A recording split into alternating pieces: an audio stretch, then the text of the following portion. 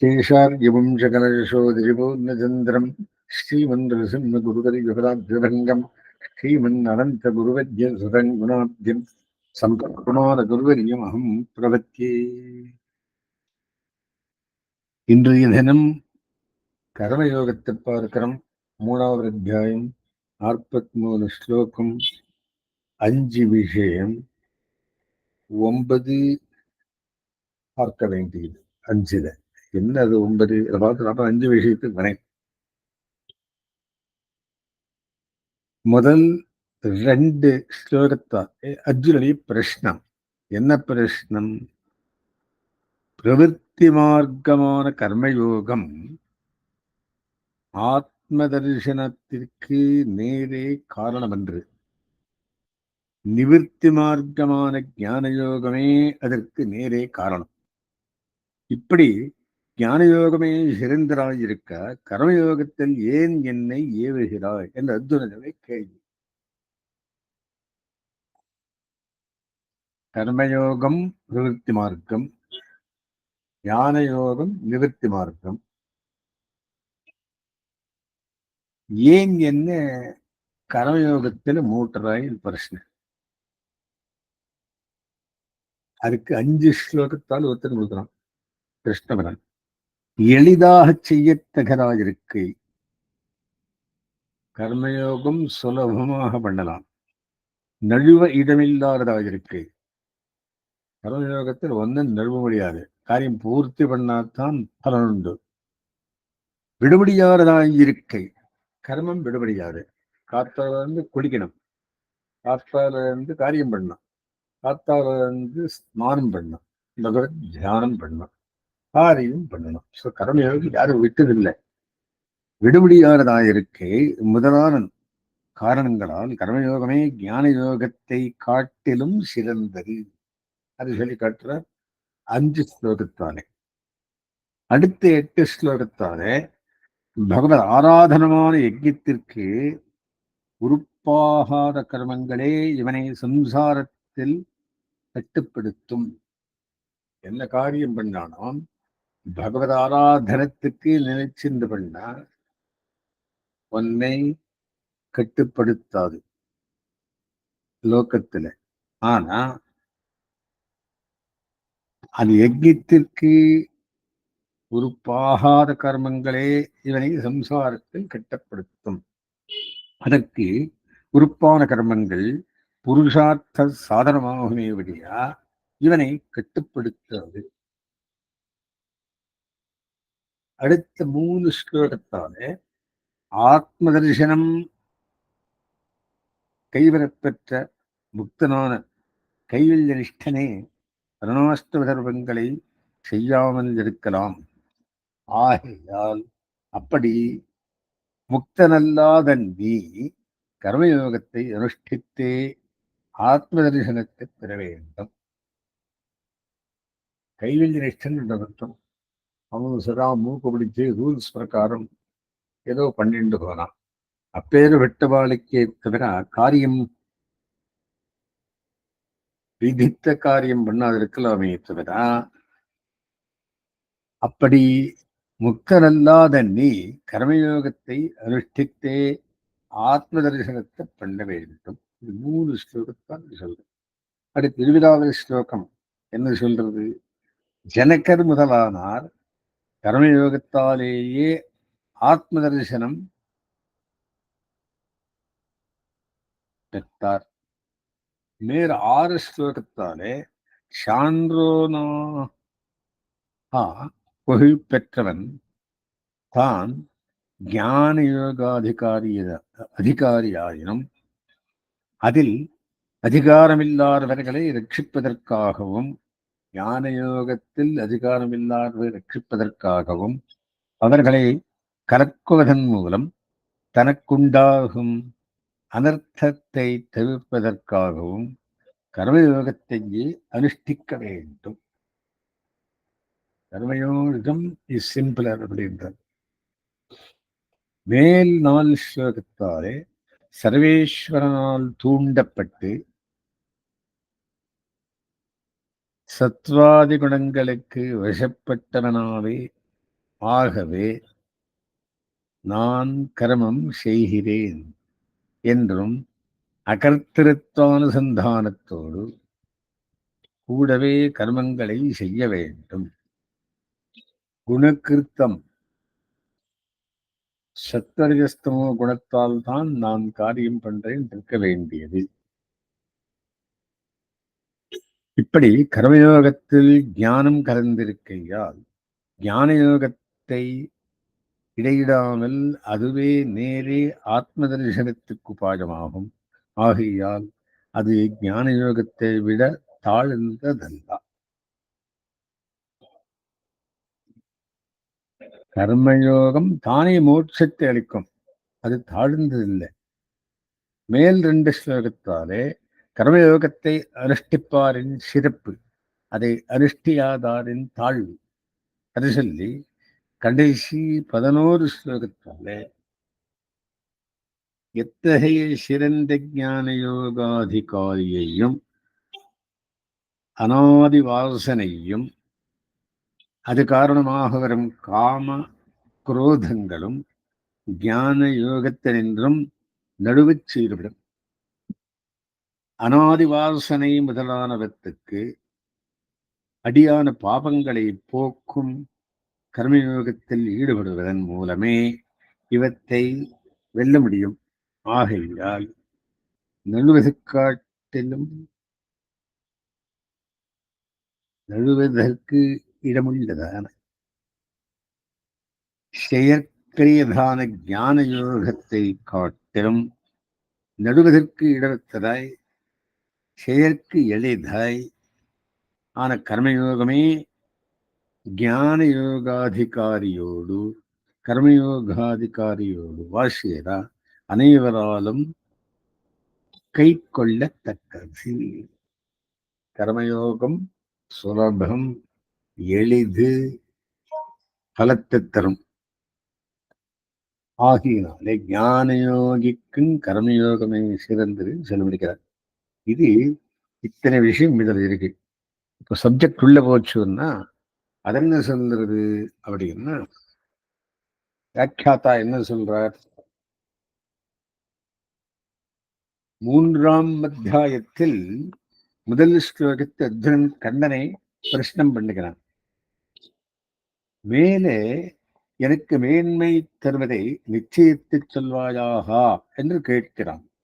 அர்ஜுனன் யுத்தத்தினால் வரும் நாசத்தையே நினைத்து அதனின்றும் விலகப் பார்க்கிறான். தாயாயும் தந்தையாயும் உடன் பிறந்தனாகவும் நண்பனாகவும் புகழாகவும் உள்ள நாராயணன் என கண்ணன் அவனை தர்மத்தினின்றும் நடுவாமல் பலசங்கமற்ற கர்மத்தை கடமையே நிறைவேற்றும்படி வலியுறுத்துகிறான். அர்ஜுனன் மனநிலைக்கு சேர கேள்வி, அவனவனுக்குரிய தர்மத்தை செய்ததாக வேண்டும் என்று கர்மயோகத்தையும் பிறகு ஆத்ம சிந்தனமான தன் ஆத்மாவை பற்றி இடையரா நினைவு ஞான யோகத்தையும் உபதேசித்திருந்தன ஆயிற்று. இவற்றுள் ஞான நிஷ்டையே சிறந்ததாக தெரிகிறது. இதை இரட்டிப்பவனே ஆத்ம சாட்சா்காரம் பெற்று சுகம் பெறுவான் என்பது சேருகிறது. ஜீவாத்ம சிந்தனமே ஆத்ம சாட்சா்காரத்துக்கு நேர் வழியாய் இருக்கா, கர்மயோக ரூபமான யுத்தத்தில் என்னை நியமிப்பதேன்? ஆத்ம சிந்தனத்தில் நியமிக்காமல் யுத்தஸ்வா என்பதேன் என்றபடி அர்ஜுனனின் கேள்வி. யுத்தத்தை விட்டு விலகினால் தன்னால் ஏற்படக்கூடிய அநேகரின் முடிவை என மரணத்தை தடுக்க முடியாது என்பது அர்ஜுனனின் மனத்தில் எண்ணம். தடுக்க முடியும், எதுவும் பண்ணா நிறைய பேர் பறிச்சு படுறாரு அப்படின்னு அர்ஜுனுடைய மனத்தில் எண்ணம்.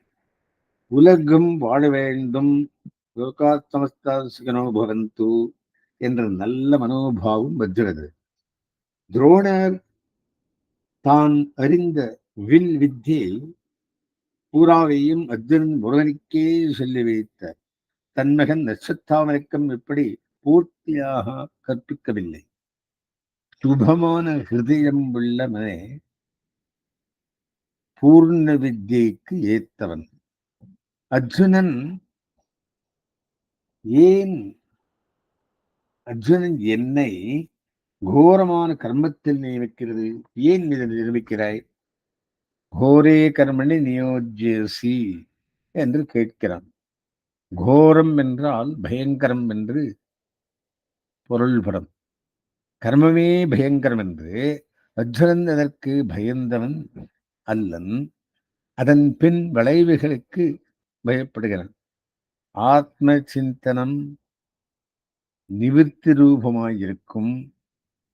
வெளி இந்திரியங்கள் செயல்படாத நிலை.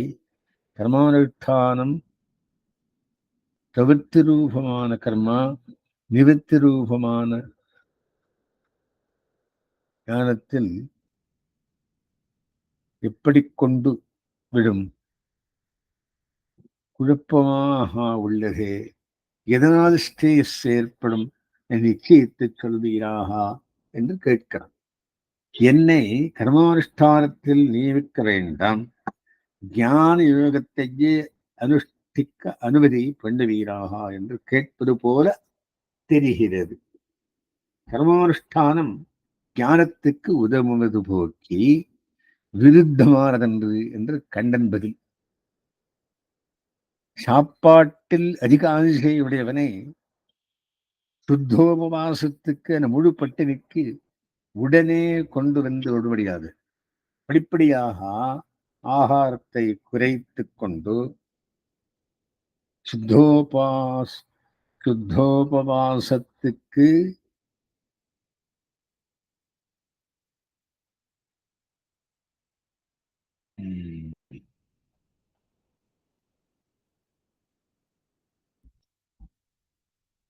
கொண்டு வர வேண்டும். இந்திரியங்கள் பட்டுமேய்ந்து திரியும் காளை போல் கட்டுக்கடங்காமல் விஷயங்களில் பாயும் நிலையிலிருந்து அவைகளை கட்டுப்படுத்தும் கொண்டு கட்டுப்பாடுக்கு கொண்டு வர வேண்டும். விஹிதமான சாஸ்திரத்தில் விரிக்கப்பட்ட கர்மாவில் ஊன்றி இதர விஷயங்களை கவனிக்காமல் செயல்பட்டால் இந்திரியங்கள் ஒரு கட்டுப்பாடுக்கு அடங்கி வரும். அர்ச்சனம் என்ற கர்மாவிடம் கண் எம்பெருமான் திருவடிகளிலே லயிக்க, வாய் திருநாமத்தை பாட, கை புஷ்பங்களை திருவடியில் சேர்ப்பது அஞ்சலிப்பது ஆயிருக்க, இதர விஷயங்களில் கவனம் செலுத்த வாய்ப்பில்லை. நாளே கண்ணனைப்பாடு, காலே அவன் கோயிலுக்கு நடந்து செல், கண்ணே அவன் திருமேனி அழகைப்பாரு, கையே அவன் அர்ச்சித்து வணங்கு, மனமே அவன் குணங்களையும் திவ்யதேஷ்டங்களையும் நினைத்து மழகை என்று பெரியோர் உபதேசிக்கின்றனர். இப்படி வழக்கமானால் மத்தை விடவேண்டிய பிரவೃத்திகள் என்றும் இந்திரியங்கள் நிவர்த்தி அடையும். ஞானம் என்பது எல்லா காரியங்கள் என்றும் விலகி ஓர் மூலையில் உட்கார்ந்து தபஸ் பண்ணுவதல்ல, பகவத் ஆராதன ரூபமான கர்மாவே ஞானம் என மேலே பேசப்படுகிறது. ஆத்மன்யேவாத்மனா துஷ்டகா எனக்கூடிய ஞான நிலை உயர்ந்த ஸ்தானமே. அதற்கு படிப்படியாக ஏற வேண்டும். விகித கர்மானுஷ்டானமே அந்த உயர்ந்த ஸ்தானத்துக்கு ஏறும் படிக்கலாம். ஆதலால் உனக்கு கர்மானுஷ்டானமே ஏற்றது என்று கண்டனின் பதில். அசக்தியா லோகரக்ஷாயை குணேஸ்வாரோப்பிய கர்த்திருத்தாம் சர்வேஸ்வரேவான் யஸ்யேக்தா திருத்தீயே கர்மகாரியதா என்று ஒரு 3வது அத்தியாயத்தை சங்கிரகிக்கும் கீதார்த்த சங்கிரக ஸ்லோகம். அசக்தியா பத்துதல் இல்லாமல் இவ்வுலகங்களிலோ சர்க்க முதலான முருகலகம் பலன்களிலோ ஆசை இல்லாமல் என்று கருத்து. லோகரக்ஷாயை உலகம் வாழும் பொருட்டு கர்மானுஷ்டானத்தில் விலகத்தவர்களுக்கு வழிகாட்டியாய் நின்று சத்வம் முதலான குண சம்பந்தத்தால் செயல்கள் ஏற்படுகின்றன. செயல்படுகை என கர்த்திருத்தம் பகவதீனம் என்றும் செயல்படும் கர்மகாரியதா 3வது அத்தியாயத்துக்கு விஷயமாகும். பாண்டவர்கள் வனவாசம் இருந்தபோது அஸ்திரங்களை பெறுவதற்காக அர்ஜுனன் 5 ஆண்டுகள் ஸ்வர்கலோகத்திற்கு இருக்க நேரிட்ட போது ஊர்வசி என்கிற பேரழகி அவன் மேல் ஆசைப்பட நீ எனக்கு பூஜிக்கத் தகுந்தவள் என்று வணங்கி விலகினான். இதனால் அவனுடைய இந்திரிய ஜெயம் புலனடக்கம் தெரிகிறது. இந்த அர்ஜுனன் பகவான் ஞான யோகத்துக்கு நேரே தகுதியற்றவனாக பேசுகிறான். நம்போல்வார் நிலை இது. ஆகையினாலே 7 ஸ்டெப்ஸ் சொல்றார். கர்மானுஷ்டானம், சித்தசுத்தி, ஆத்மானுபவத்தில் இச்சை, ரஜஸ்தமஸ் ஒழிகை, ராகத்வேஷங்கள் நசிக்கை, இந்திரியங்களும் மனசும் கலக்கமத்திருக்கை நிலவித்திருக்கை, கடைசி இது ஆத்ம சாட்சா்காரம் என்று 7வது ஸ்தானத்துக்கு 6 படிகள். படிப்படியாக அல்லாமல் நேரே 7வதுமான உச்சியை அடைய முடியாது.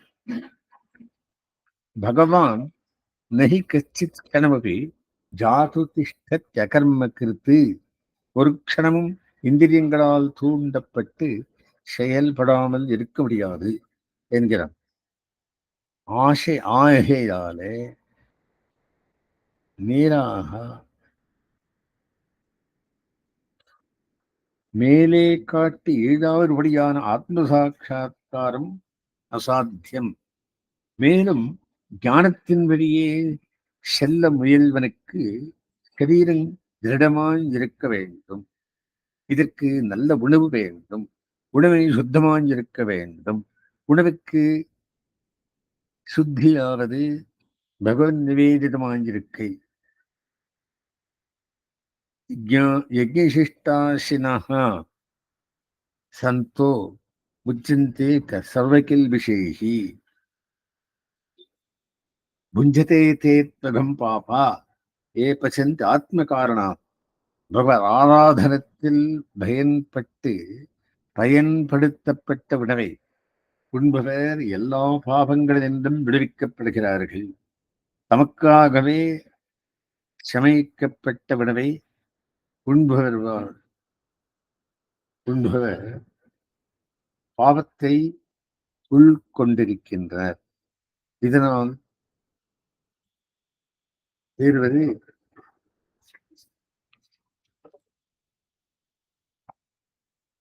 என்னவென்னெனில், ஞான மார்க்கத்தில் செயல்பவனுக்கு பகவத் ஆராதன ரூபமான கர்மானுஷ்டானம் அவசியம்.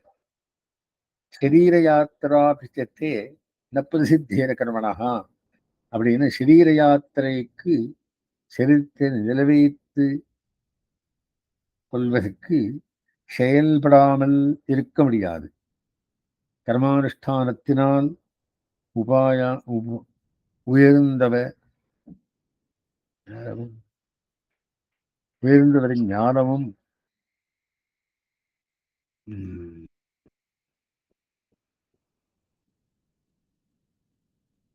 உயர்ந்தவர் ஜனகரை போல் பலருண்டு. உலகத்தவர் நலனுக்காவது அவர்கள் உன்னை பார்த்து கெடாமல் இருக்க நீ கர்மானுஷ்டானத்தை செய்ய வேண்டும். 20வது ஸ்லோகம். மேலே காட்டப்பட்ட சங்கிரக ஸ்லோகத்தில் லோகரக்ஷாயை என்று உலக நலனுக்காக கர்மானுஷ்டானம் அவசியம் என்று ஸ்ரீ ஆளவந்தார் காட்டியுள்ளனர். இந்த ஸ்லோகத்திற்கு கருத்து, உலகத்தவர் நலனுக்காக பத்தில்லாமல் செயலில் தமக்குள்ள முயற்சி சத்துவம் ரஜஸ்தமசு ஆகிய குணங்களில் ஏற்படுவதை எம்பெருமான் அதீனமாக எண்ணிக்கொண்டு கர்மானுஷ்டானம் பண்ணுவதன் மூலமாக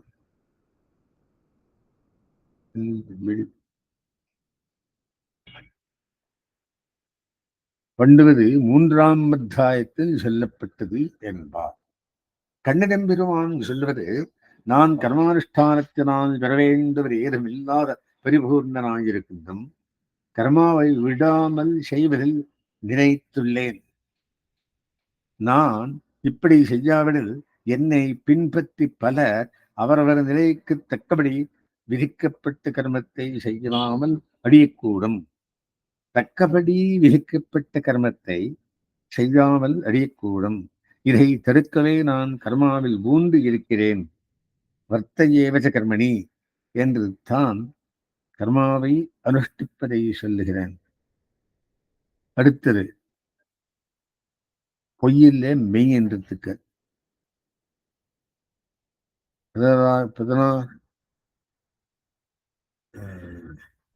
16,108 மனைவிகளோடு 16,108 திருமேனிகளை கொண்டு கண்ணன் வர்ணாஷ்டம தர்மத்தை அனுஷ்டித்துக் கொண்டிருந்தான். அதை நாரதர் நேரில் சாட்சாத்கரித்ததாக ஸ்ரீ பாகவதம் சொல்லுகிறது. இதனால் கர்மானுஷ்டானம் அவசியம் கர்த்தவியம், செய்யத்தகுந்தது, செய்யத்தக்கது என்று கண்ணன் வலியுறுத்துகிறான். ஆகா, 3வது அத்தியாயத்திற்கான சங்கிரக ஸ்லோகத்தில் லோகரக்ஷாயை என்பதன் பொருளை கண்ணனெம்பெருமானின் அனுஷ்டானம் மூலம் கண்டோம். உலகத்தவர்க்கு முன்மாதிரியாக விளங்குவதற்கு பொருட்டு அவாப்த சமஸ்தகனான கண்ணன் கர்மானுஷ்டானத்தை விடாமல் கை கொண்டிருந்தான். பிரகிருத்தே கிரியமானானே குணைஹி கர்மாணி சர்வதா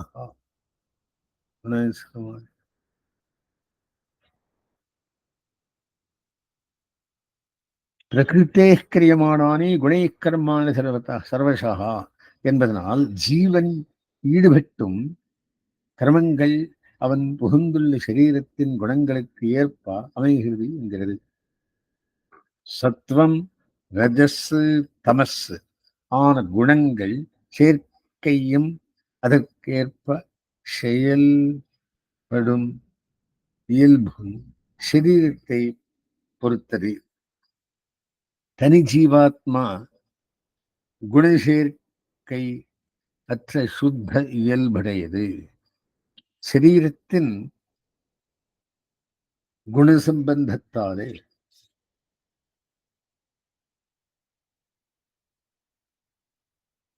பலவிதப்பட்ட செயல்களை செய்ய நேரிடுகிறது. இப்படி குணச்சேர்க்கையாலே குணானுகுணமாக அமையும் காரியங்களை நான் செய்தேன் என்று அகமர்த்தமான ஜீவாத்மா நினைப்பது தவறு.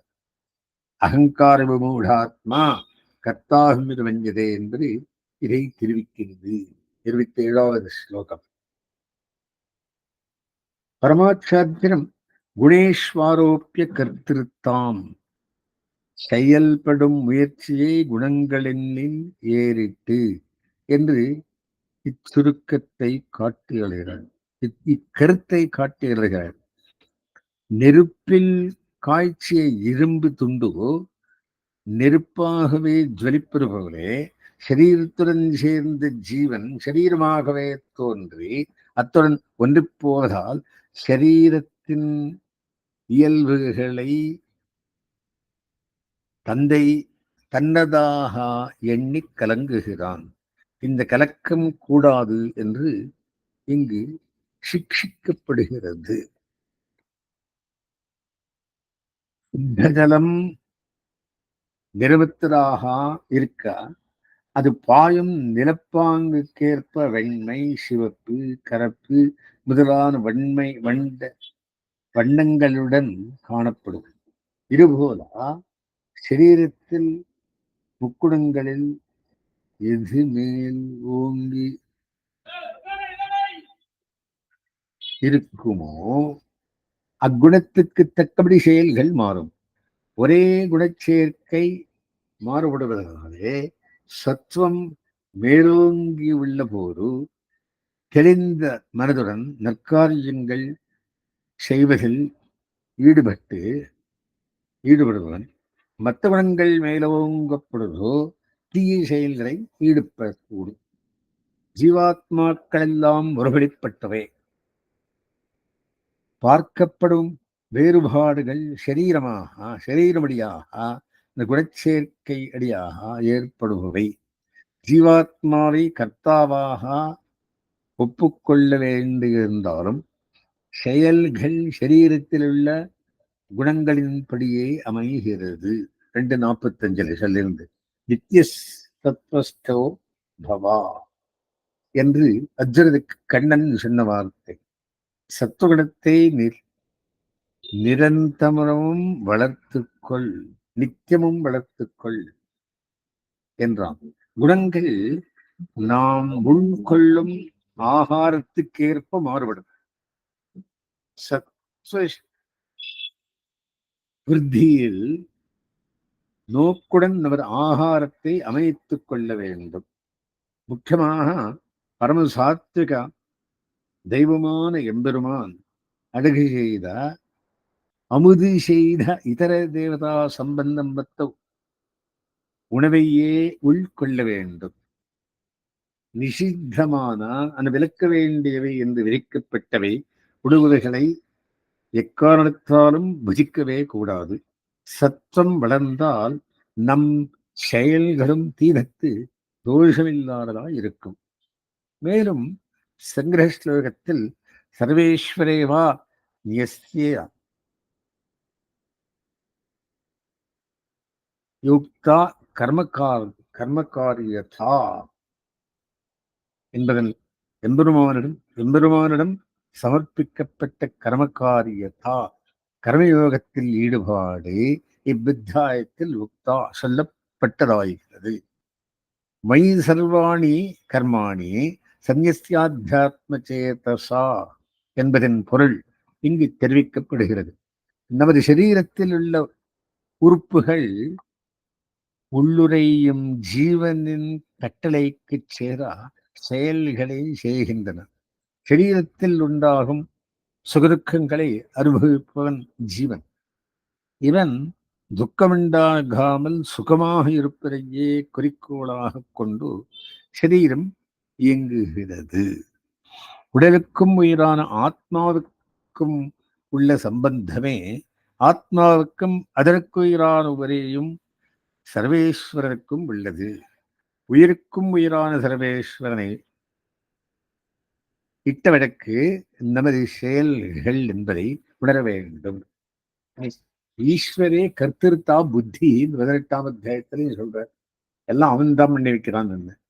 இவங்க சாரீரிக சாஸ்திரத்தில் அந்த ஸ்ரீபாஷ்யத்திலே கர்த்தா சாஸ்திரார்த்தவத்வாட் என்று சூத்திரத்தினால் ஜீவனுக்கு செயல்படும் ஆற்றல் உண்டு, கர்த்தத்துவம் உண்டு சொல்றார் என்று வியாசரால் ஸ்தாபிக்கப்பட்டது. ஜீவாத்மாவுக்கு செயல்படுகை என கர்த்தத்துவம் உண்டு. உடனே பராத்திருத்தேகே என்று சூத்திரத்தினால் அந்த கர்த்திருத்தமும் பகவதீனம் என்று நிலைநாட்டப்பட்டது. உன்மனத்தால் நினைந்திருந்தாய் இடவெந்த எந்தவரானே அப்படின்றான். ஆகையினாலே நிரந்தரம் நினைப்பதாக நீ நினைக்க வேண்டுமே அப்படின்ற என்ன அப்படின்னு என்ன, நான் நினைச்ச பிரயோஜனம் இல்லை, நீ நினைக்கணும், நான் நிரந்தர நினைக்கிறேன் அப்படின்னு சொல்றார். உன்மனத்தால் நினைந்திருந்தாய் அர்த்தம் சொல்றது. அதுவும் அவனது இந்தனுடைய சொல்றோம். இதெல்லாம் என்ன சொல்றது அப்படின்னா, அவன் நினைக்கிறது இம்பார்ட்டன்டே தவிர நீ நினைக்கிறது கொசுகு மாதிரி. இந்த அத்தியாத்ம சேதசா என்பதால் ஆத்மஸ்வரூபத்தை பற்றிய அறிவு, ஜீவாத்மா பகவானின் சரீரம் என்ற அறிவு சொல்லப்பட்டது. ஆத்மாவின் கட்டளைப்படி சரீரம் செயல்படுவது போல ஜீவனின் செயல் அதன் உயிராய் உள்ள பகவானால் தூண்டப்பட்டதாகும். ஆனால் இங்கோர் ஐயம் யாவருக்கும் எடும். கர்த்திருவம் அவனதீரமானால் அதனால் வரும் சுகதுக்கங்களை அனுபவிப்பவனும் அப்பரவனே ஆக வேண்டும் என்றோ? புண்ணியபாபங்களை நாம் அன்றோ அனுபவிக்க வேண்டியுள்ளது. அதிலும் குறிப்பாக நாம் செய்யும் தீய செயல்களை எம்பெருமான் செய்வித்ததாக நினைத்து அதன் பலனும் அவரதாகட்டுமே என்ற எண்ணம் உண்டாகலாம்.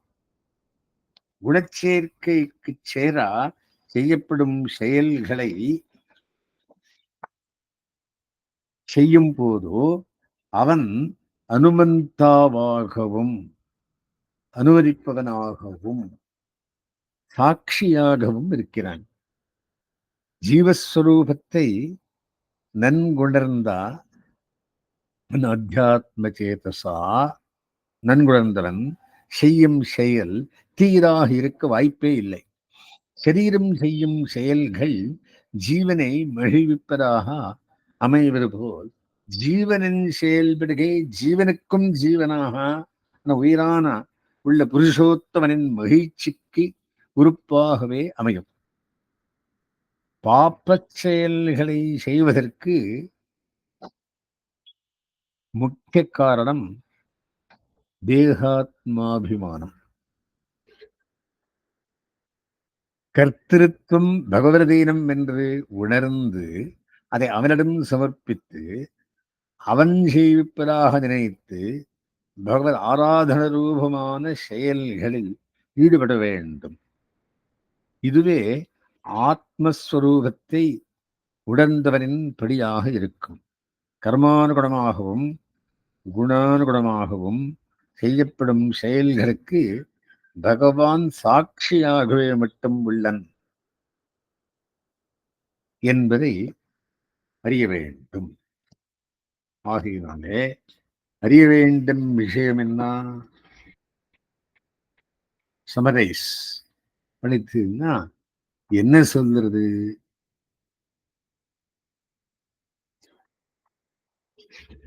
என்றால், உலகில் பல அதிகாரிகளுக்கு ஞான யோகத்தை அனுஷ்டிக்கத்தக்க ஞான சக்திகள் கைகூடாது. அவர்கள் ஞான யோகத்தை செய்யும் முயன்றால் அதை செய்ய முடியாமல் நாசத்தை அடைவர். இவர்களும் தன்னை பார்த்து ஞான யோகத்தில் இணைந்து நாசத்தை அடையாமல் இருப்பதற்காக ஞான யோகத்தை செய்யவல்ல அதிகாரியும் ஞான யோகத்தோடு கூடிய பத்தத்த கர்மயோகத்தையே அனுஷ்டிக்க வேண்டும் என்றும் அதனாலேயே சித்தி பெறலாம் என்றும் கூறுகிறது 3ஆம் அத்தியாயம். ஆனால் இப்படி கர்மயோகத்தை செய்யும் போது நான் செய்பவன் என்று கர்த்திருவத்தை தந்திரமே உள்ளதாக நினையாமல் முக்குணங்களால் தூண்ட பெற்று தான் காரியம் செய்கையாலே அந்த முக்குணங்களே செய்கின்றன என்று கர்த்திருவத்தை அவத்தினிடத்தில் அனுசந்திக்க வேண்டும் இவன். 2வது, அல்லது குணங்கள் இவனை கர்மம் செய்ய தூண்டும் சக்தியை பெற்றிருப்பதும் சர்வேஸ்வரனாலேயே ஆகியாலும் அவனே இச்சேதனையும் உள்புகுந்து கர்மம் செய்யும்படி நியமிக்கிறதாகையாலும் தந்திரமே உள்ளதாக தோன்றும் கர்த்திருவத்தை சர்வேஸ்வரனிடம் உள்ளதாக இவன் அனுசந்திக்க வேண்டும். ஈஸ்வரே கர்த்திருத்தா புத்தி. இது கர்த்திருவ தியாகம் எனப்படுகிறது. ஆகா, சர்வேஸ்வரன் நியமிப்பதால் குணங்களால் தூண்டப்பட்டு நான் கர்த்தாவாகிறேன் என்கிற விவேகத்துடன் இவன் கர்மயோகத்தை செய்ய வேண்டும் என்றதாயிற்று. இப்படி கர்மயோகத்தின் பெருமையை கூறுகிறபடியால் இவ்வத்தியாயம் கர்மயோகம் என்று அழைக்கப்படுகிறது. பஸ்மத்ரதமாரம்பாம் யதிசேகரமத்யமாம் லக்ஷ்மீ வல்லபவரியம் தாம் வந்தே குருபரம்பராம்.